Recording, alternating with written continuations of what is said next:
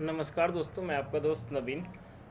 दोस्तों, आज मैं उस टॉपिक पे बात करना चाहता हूँ जो हर एक व्यक्ति की प्रॉब्लम है, चाहे वो छोटा हो या बड़ा हो या यंगर हो, कोई भी हो, किसी भी एज का हो, बट प्रॉब्लम तो है उसके साथ और मेजर है। कहीं कहीं पे हमें हमें उसकी वजह से बहुत बड़ी कीमत चुकानी पड़ती है कि जिससे हम लाइफ टाइम भूल नहीं पाते। उस वजह से हमें बड़ी बड़ी समस्याओं का सामना करना पड़ जाता है। तो वो टॉपिक है गुस्सा। हमें गुस्सा बहुत आता है। अगर मैं आप लोगों से ये पूछता हूँ कि क्या आपको गुस्सा आता है, तो आप में से बहुत सारे लोग कहेंगे हाँ मुझे गुस्सा आता है। आप में से बहुत सारे लोग कहेंगे जो कि मुझे बहुत ज़्यादा गुस्सा आता है। तो मैं आपसे इतना ही कहना चाहूँगा कि आपको गुस्सा नहीं आता, बिल्कुल भी गुस्सा नहीं आता आपको। ये किसी को भी बिल्कुल भी गुस्सा नहीं आता। हम गुस्सा जानबूझकर करते हैं, सोच समझ कर करते हैं, अपनी मर्जी से करते हैं। हमें गुस्सा नहीं आता।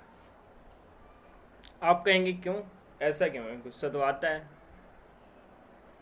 अब मैं फॉर एग्जांपल आपको समझाता हूँ। जो लोग जॉब करते हैं वो अच्छे से रिलेट कर पाएंगे, या जॉब जो करते हैं वो ऑफिस जाते हैं। क्या होता है कि कभी ऐसा हुआ, बहुत बार ऐसा होता है कि बिना किसी गलती के या किसी छोटी सी गलती के लिए भी हमें बहुत ज़्यादा सुनना पड़ जाता है।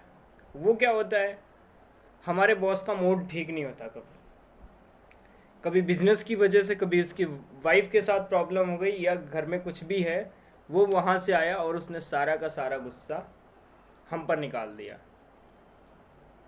क्या वहाँ पे हमें गुस्सा आता है? हाँ, वहाँ पे हमें गुस्सा आता है, लेकिन हम उसको एक्सप्रेस नहीं कर पाते, हम उसको बाहर नहीं निकाल पाते। क्या आप भाई लोगों, आप में से किसी ने भी अपने बॉस के साथ ऐसा किया है कि उसने जब आपको बोला हो बिना गलती के, आपने बोला हो नहीं, उंगली उठा के नहीं, दोबारा आप ऐसा कभी नहीं कर सकते क्योंकि मेरी गलती नहीं है। आप नहीं बोलेंगे वहाँ पे, क्योंकि आपका नुकसान है वहाँ पे, क्योंकि उस जॉब से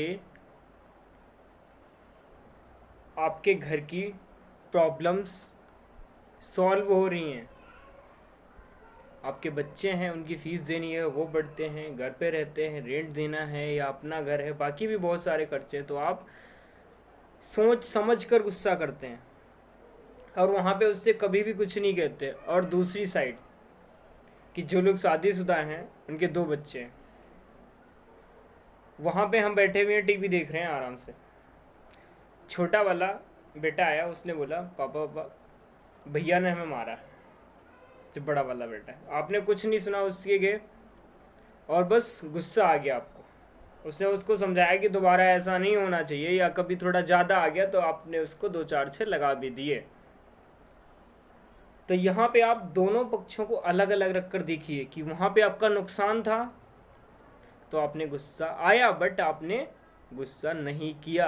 और दूसरी तरफ जहाँ पे आपको ये भी नहीं पता, आपने उससे ये भी नहीं पूछा अपने बड़े बेटे से कि क्या उसकी गलती क्या है, आपने उससे जानने की कोशिश ही नहीं की और उसको डांटा और उसके 2-4 लगा भी दिए। तो यहाँ से क्या समझ में आता है कि गुस्सा हमें आता नहीं है। गुस्सा हम खुद अपनी मर्जी से सोच समझ कर जानबूझ कर करते हैं। कहाँ पे कम करना है, कहाँ पे ज़्यादा करना है, और कहाँ पे बहुत ज़्यादा करना है, ये सब हम जानबूझ कर करते हैं। हमें गुस्सा आता नहीं है। गुस्सा कोई टॉयलेट नहीं है जो आता है, नहीं रोका जा सकता। हाँ भैया आना आया है तो जाना पड़ेगा, ऐसा नहीं है। गुस्सा आता नहीं, गुस्सा हम जानबूझ के करते हैं। और इसको कंट्रोल करने का सबसे बेहतर एक ही तरीका होता है, एक ही है कि आप ये एक्सेप्ट करो कि गुस्सा आता नहीं, गुस्सा हम करते हैं, अपनी मर्जी से करते हैं। जहाँ पे हमारा जोर चलता है वहाँ पे हम गुस्सा करते हैं, और जहाँ पे हमारा जोश नहीं चलता, जोर नहीं चलता, वहाँ पे हम गुस्सा नहीं करते हैं। सबसे पहले आपको ये एक्सेप्ट करना पड़ेगा कि गुस्सा हमें आता नहीं है। गुस्सा हम अपनी मर्जी से सोच समझ कर कहाँ पे कम, कहाँ पे ज़्यादा, कहाँ पे कितना ज़्यादा करना है।